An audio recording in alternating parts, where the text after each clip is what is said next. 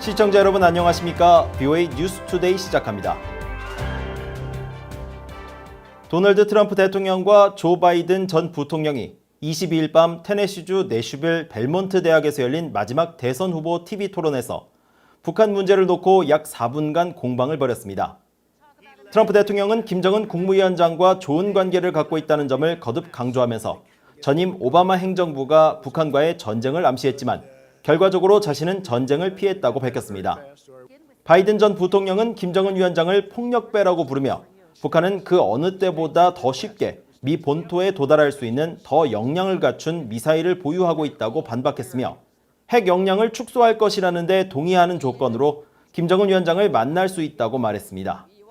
이에 대해 에반스 리비어 전 국무부 동아태 담당 수석 부차관보는 BOA에 TV 토론을 통해 두 후보 간의 본질적 차이가 더 명확해졌다며 트럼프 대통령이 성공을 재는 잣대는 김정은과 좋은 관계를 맺고 전쟁이 일어나지 않았다는 데 있으며 바이든 후보는 북한과 공허한 외교를 추진할 의향이 없다는 것을 분명히 했다고 말했습니다. 로버트 갈루치 전 국무부 북핵 특사는 두 후보가 외교를 통해 기대할 수 있는 성과와 무엇이 성공이고 실패인지에 대해 해석의 차이를 보였다고 평가했습니다. 전문가들은 트럼프 대통령이 당선될 경우 기존 대북 정책을 대체로 이어갈 것이며 바이든 전 부통령이 당선될 경우 실무 외교와 동맹을 중시하는 전통적인 접근법을 취할 것으로 전망했습니다. 국제자금세탁방지기구가 북한 등 제재 대상국들의 핵무기와 생화학 무기의 개발과 생산을 위해 자금을 조달하는 행위, 즉 확산 금융활동을 차단하기 위한 대응책을 강화했다고 밝혔습니다. 또 북한을 자금 세탁과 테러, 확산 금융의 국제기준 이행에 있어 고위험 국가로 재지정했습니다. 지다겸 기자가 보도합니다. 국제자금세탁방지기구 FATF는 23일, 3일 동안 열린 총회의 결과로 발표한 성명을 통해 북한 등 제재 대상국의 확산 금융활동을 막기 위해 강화된 정책을 도입했다고 밝혔습니다. 국제자금세탁방지기구는 이에 따라 각국 정부와 민간 부문은 확산 금융과 연관된 정밀 금융 제재의 잠재적 위반이나 미이행 또는 회피와 관련해 직면한 위험 정도를 식별 평가하고 이런 위험을 완화하기 위한 조치를 취해야 한다고 설명했습니다. 확산 금융은 핵 생화학 무기 개발과 생산, 획득 등에 사용되는 자금이나 금융 서비스 제공 행위로 정밀 금융 제재는 제재 대상인 개인과 단체들의 이익을 목적으로 자금이나 자산이 직간접적으로 활용되는 것을 막기 위해 자산을 동결하고 거래를 금지한 조치입니다. 국제자금세탁방지기구는 이러한 조치들을 채택함으로써 국제평화와 안보에 심각한 위협이 되고 있는 대량살상무기 WMD 확산 금융에 대한 전 세계적 대응을 대폭 강화했다고 강조했습니다. 구체적으로 불법 금융행위를 위해 각국이 이행해야 할 조치를 제시한 관련 권고 기준뿐 아니라 이행 의무의 구속력이 있는 국제기준 개정안이 채택됐는데 마커스 플레이어 국제자금세탁방지기구 의장은 기자회견을 통해 이번 조치의 중요성을 강조했습니다. 플레이어 의장은 특히 북한을 확산 금융활동을 진행하는 주요 국가로 명시하면서 북한이 제재 회피수법을 고도화시키는 가운데 국제사회도 이에 대한 대응을 해야 한다고 지적했습니다. These changes are about preventing the breach or evasion of targeted financial sanctions listed under the UN Security Council resolutions. Countries such as North Korea and their networks have got smarter at evading sanctions. We need to be smarter too. 플레이어 의장은 그러면서 이번 조치를 통해 제재 대상자들의 국제 금융망 접근과 이들이 핵무기나 생화학 무기 등 대량 살상 무기 생산에 필요한 자금을 획득하는 것을 막는 것이 주요 목표라고 설명했습니다. 플레이어 의장은 이번 조치가 북한에 미치는 구체적 의미를 묻는 BOA 질문에는 각국 정부와 금융기관은 제재 회피에 관해 직면한 위험을 더 잘 이해하게 될 것이며 또 이들이 북한이 실행하는 확산 금융활동에 대항한 투쟁에서 더 나은 대비태세를 갖추는 결과로 이어질 것이라고 평가했습니다. 플레이어 FATF 의장은 이어 이번 총회의 결과로 북한과 이란을 자금 세탁과 테러 확산 금융의 국제기준 이행에 있어 중대한 전략적 결함이 있는 고위험 국가로 재지정했다고 밝혔습니다. 이에 따라 각국은 강화된 주의 의무를 이행하고 북한이 이야기하는 자금 세탁 테러 확산 금융 위험으로부터 국제 금융망을 보호하기 위한 대응 조치를 취해야 한다고 강조했습니다. BOA 뉴스 지다겸입니다.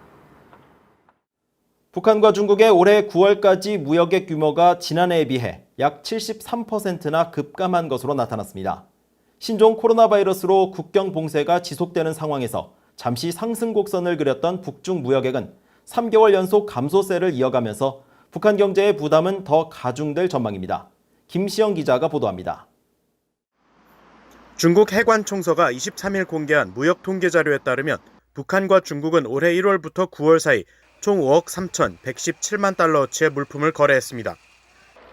이 중 북한의 대중국 수입이 4억 8,732만 달러, 수출액은 4,385만 달러입니다. 전체적인 북중 무역 상황으로 보면 지난해 같은 기간 19억 5,587만 달러에 비해 72.8%나 줄어든 것입니다. 북한은 올해 초 신종 코로나 바이러스 사태로 국경을 봉쇄하고 계속 유지하면서 북중 무역액은 사실상 역대 최저 수준으로 크게 떨어졌습니다. 북중 무역액이 3개월 연속 감소세를 이어가는 점도 주목되는 부분입니다. 지난 9월 한 달 북한과 중국의 무역 총액은 2,081만 8천 달러로 전달보다 19% 줄어든 수준입니다. 양국 간 무역액은 북한이 신종 코로나 바이러스 사태로 국경 봉쇄 조치를 취한 지 약 한 달 뒤인 지난 3월 1,864만 달러로 집계됐다가 이후 4월과 5월 각각 2,400만 달러, 6,331만 달러를 기록한 뒤 6월에는 9,680만 달러까지 무역액이 늘며 상승 분위기를 이어갔습니다. 그러나 7월에 7,084만 달러로 내려갔고 8월에는 더 큰 폭으로 떨어져 2,583만 달러까지 떨어졌는데 이번에는 이마저도 무너지면서 지난 4월의 무역액보다도 낮아진 상황입니다. 북한의 중국 무역액 규모는 핵미사일 개발에 따른 국제사회의 대북 제재 영향으로 이미 지난 2018년과 2019년 큰 폭으로 떨어진 바 있습니다. 이에 더해 올해 코로나 사태 여파로 대중 무역액이 또 한 번 급감한 데다 최근엔 홍수와 태풍 등 자연재해까지 겹치면서 북한의 경제난이 심화되고 있다는 분석이 이어져 왔습니다.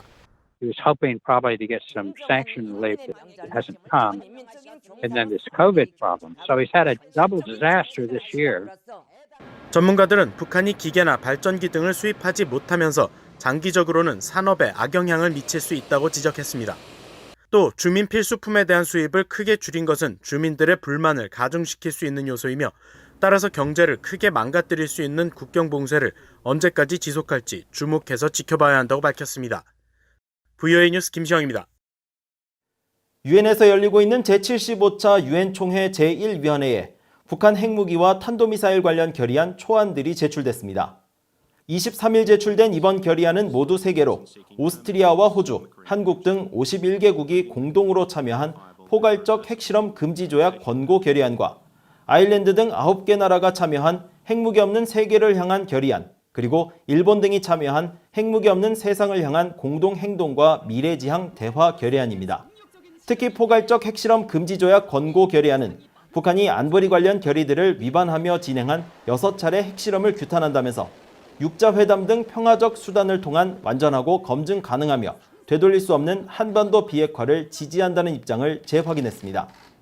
핵무기 없는 세계를 향한 결의안은 남북 정상회담과 미북 정상회담 등 북한과의 대화와 논의를 고무적으로 주목한다며 북한 정부의 국제적 약속을 이행하고 모든 핵무기와 기존의 핵 프로그램을 포기할 것을 촉구했고 핵무기 없는 세상을 향한 공동행동과 미래지향 대화 결의안은 북한의 국제원자력기구 IAEA의 안전기준 등 핵확산 금지 조약 NPT의 전면 이행에 조속히 복귀할 것을 강조했습니다.